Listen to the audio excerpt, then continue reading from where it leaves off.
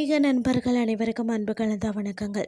இன்றைக்கு நாங்கள் ஆன்மீகம் சம்பந்தமான பதிவில் பார்த்தீங்கன்னா, தொழிலில் லாபம் தரும் லாப முத்திரை பரசுராமர். மகாவிஷ்ணுவின் அவதாரங்களில் ஒன்றான பரசுராமருக்கு தனி கோயில்கள் இருப்பது மிகவும் அரிது. அதுலேயும் அவர் கையில் கோடாரியுடன் லாப முத்திரை காட்டியபடி அருள் பாலிக்கும் ஒரு அதிசய தலம் பற்றி தான் நாம் இன்றைக்கு பார்க்க போகிறோம். மகாராஷ்டிரா மாநிலம், அதாவது ரத்தினகிரி அருகிலுள்ள சிப்லன் குன்றின் மீது அமைந்துள்ள அருள்மிகு பரசுராமர் திருக்கோயில் பல சிறப்புகளை கொண்டதுன்னு சொல்லப்படுகிறது. இந்த தலத்தின் வியக்க வைக்கக்கூடிய சிறப்புகள் பார்த்தீங்கன்னா, அதிசய முத்திரை. இங்கு பரசுராமர் கைகளில் வில் அம்பு மற்றதும் கோடரியை ஏந்தியபடி அரிய லாப முத்திரையுடன் காட்சி தருகிறார். அதாவது இவரை தரிசித்தால் தொழில்களில் தடை நீங்கி லாபம் பெருகும் என்பது ஐதீகமாக இருக்கிறது.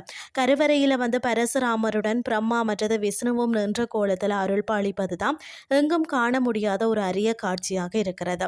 பரசுராமர் தனது வில்லால் பார்த்தீங்கன்னா உருவாக்கியதாக கருதப்படக்கூடிய பரசுராம் பான கங்கா தீர்த்தம் இங்குள்ளது. இதுல நீரை தெளித்து கொண்டால் பாவங்கள் விலகும் என நம்பப்படுகிறது. அது மட்டும் இல்லாமல் வேண்டுதல்கள் நிறைவேறணும்னு சொன்னா பரசுராமனின் தாயார் ரேணுகா தேவிக்கு வளையல்களை காணிக்கையாக செலுத்தி பக்தர்கள் வழிபாடு செய்கிறார்களாம்.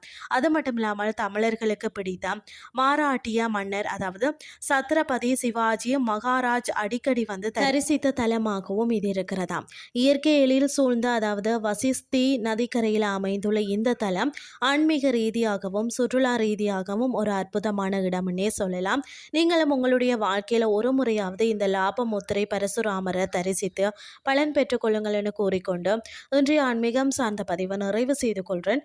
இதே மாதிரி மற்றொரு ஆன்மீகம் சார்ந்த பதிவோடு உங்களை சந்திக்கிறேன். நன்றி.